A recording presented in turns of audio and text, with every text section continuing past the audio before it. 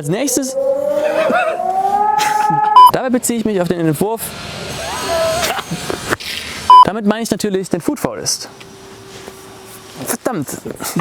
Hey, ich bin Nils von Keep It Grün und heute möchte ich dir an 3 Beispielen zeigen, wie du die Planung deiner Permakultur von der Theorie in die Praxis bringst. Hierbei beziehe ich mich auf einen Entwurf, den wir im letzten Video erarbeitet haben. Wenn du dich dafür interessierst, wie wir zu diesem Entwurf gekommen sind, kannst du gerne auf das Video in der Infobox klicken. Am Ende des Videos hatten wir einen genauen Plan davon, was wir in diesem Garten verändern wollen, damit wir uns ein permakulturelles Paradies schaffen. Aber wie machen wir jetzt weiter? Genau das will ich dir heute zeigen, auch wenn es schon etwas herbstlicher aussieht.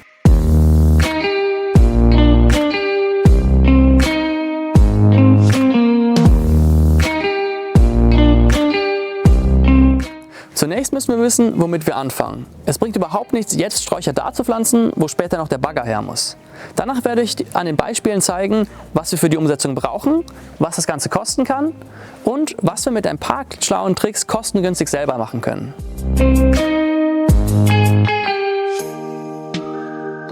Damit der Garten möglichst rasch gute Erträge bringt, wollen wir langsam wachsende Pflanzen zuerst pflanzen. Damit meine ich natürlich den Food Forest. Da der Food Forest sich im hinteren Teil des Gartens befindet und hier kein Bagger mehr durch muss, können wir hiermit gefahrlos anfangen.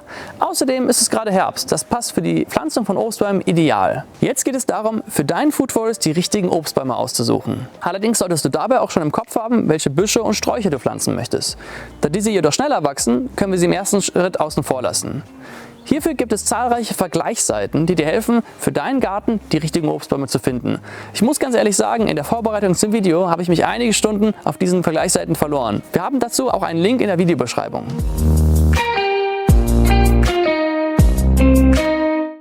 Die Wahl des richtigen Baumes hängt neben deinen Standardbedingungen auch von deinen Vorlieben ab. Welche Bäume und Pflanzen würdest du in deinen Food Forest setzen? Lieber einen Apfel oder eine Birne oder gar etwas ganz Exotisches? Schreib es uns bitte in die Kommentare. Ich bin auf deine Anregungen gespannt. Wenn du nicht viele Obstbäume in deiner Nachbarschaft hast, solltest du außerdem nachschauen, ob die von dir gewählten Sorten selbstbefruchtend sind. Wenn das nicht der Fall ist, kann es nötig sein, mehr als einen Baum derselben Sorte pflanzen zu müssen. Auch hierzu gibt es eine Übersicht in der Videobeschreibung. Aber was kostet das Ganze nun? Veredelte, halbstämmige Obstbäume, wie wir sie brauchen, oder halbzwergige, wie ich sie im letzten Video genannt habe, gibt es ab etwa 30 € zu haben. Nussbäume ab etwa 50. Jedoch kann das je nach Größe sehr schnell sehr viel teurer werden. Deswegen würde ich bei jedem Baum ein bisschen mehr einrechnen, damit wir später keine bösen Überraschungen haben. Laut Plan brauchen wir 6 Obstbäume und 2 Nussbäume. Das sind dann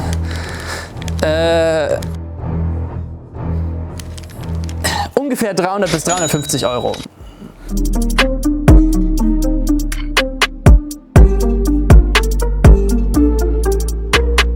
Gerade bei jungen Obstbäumen ist es wichtig, ihnen optimale Standortbedingungen zu geben, damit sie möglichst schnell Früchte tragen.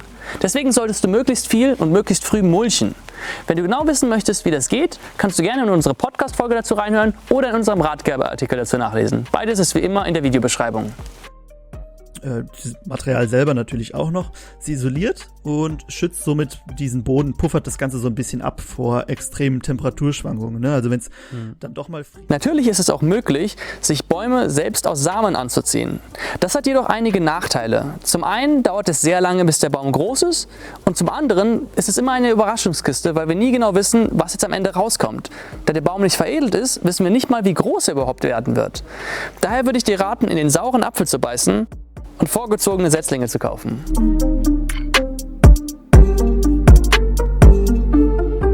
Als nächstes schauen wir uns die Kräuterspirale an. Diese wurde in den 70er Jahren von Bill Mollison, einem der Urväter der Permakultur, erfunden und soll alle wichtigen Küchenkräuter beheimaten. Dank ihrer schneckenförmigen Struktur bietet sie viele verschiedene Mikroklimazonen. So ist es zum Beispiel weiter oben und der Sonne zugewandt eher trocken und warm und weiter unten und der Sonne abgewandt eher schattig und feucht. Oft wird sie auch noch durch einen kleinen Tümpel ergänzt, der sich am unteren Ende der Kräuterspirale befindet. Hier können wir zum Beispiel Wasserpflanzen ziehen. In unserer Planung hatten wir zum Beispiel die Kräuterspirale direkt in den Teich übergehen lassen. Das ist jedoch nicht zwingend notwendig. Es gibt zahlreiche Anbieter für verschiedene Kräuterspiralen. Jedoch solltest du darauf achten, dass sie mindestens einen Durchmesser von 2 Meter und eine Höhe von etwa 1 Meter haben. Daher gehen die Preise bei so ungefähr 200 € los. Wollen wir jetzt noch passende Kräuter dazu kaufen, sind wir locker 50 € los. Damit kostet das Gesamtpaket 250 €. Aber im Grunde ist das alles unnötig, denn wir können sie ganz einfach selber bauen. Das Einzige, was wir brauchen, ist ein geeignetes Material, damit sie in Form bleibt. Hier kannst du kreativ sein, allerdings wollen wir Plastik vermeiden. Ich nehme zum Beispiel gerne Bruchstein, da es länger die Sonne hält als zum Beispiel Holz. Und es kommt häufig in der Eifel vor. Wenn du jetzt noch einen Freund hast, dessen Hobby es ist, Steine von Feldern zu sammeln, kann das auch nur helfen. Jedoch würde ich vorher den Landwirt um Erlaubnis fragen. Für Kräuter können dir Nachbarn und Freunde behilflich sein, denn oft kann man sich hier ein paar Ableger stibitzen, die bereits perfekt auf deine Klimazone angepasst sind.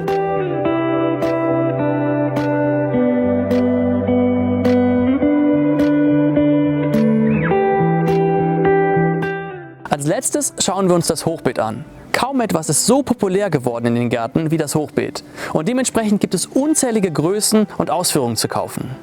Ein standardmäßiges 2x1 Meter Hochbeet ist käuflich erwerblich für einen Unkostenpreis von 500 €?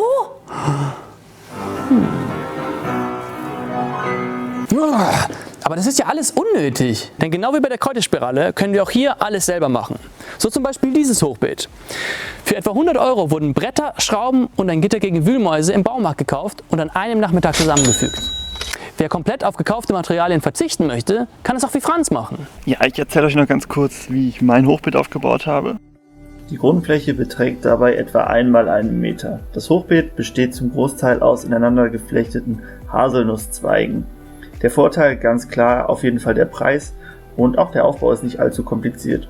Und gut aussehen tut es natürlich auch. Der Nachteil ist allerdings, dass an den kleinen Lücken an der Seite durchaus schon einmal Pflanzen einfach so rauswachsen können. Da muss man immer ein bisschen beiarbeiten. Also wenn ihr die nötigen Materialien dafür habt und die Lust sowas zu bauen, dann kann ich es auf jeden Fall empfehlen. Die Nachteile habe ich euch ja erklärt, aber auch die Vorteile liegen, denke ich, auf der Hand. Ähnlich wie bei der Kräuterspirale kannst du hier deine Kreativität freien Lauf lassen. So möchtest du vielleicht statt einem Hochbeet lieber ein Hochbett? So haben wir ein altes, kaputtes Bett genommen und es in unserem Garten mit neuem Leben befüllt. Und damit handeln wir auch im Sinne der Permakultur, indem wir nämlich Abfälle vermeiden.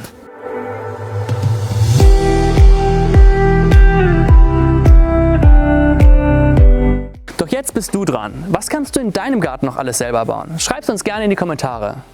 Ich hoffe, dass du beim Zuschauen genauso viel Spaß hattest wie wir beim Drehen und hoffe, dich in der nächsten Folge wiederzusehen. Wenn du immer auf dem Laufenden bleiben möchtest, lass uns doch gerne ein Abo da. Und wenn du noch nicht genug von uns hast, hat der Franz ein sehr spannendes Video zum Thema Pflanzenkohle vorbereitet.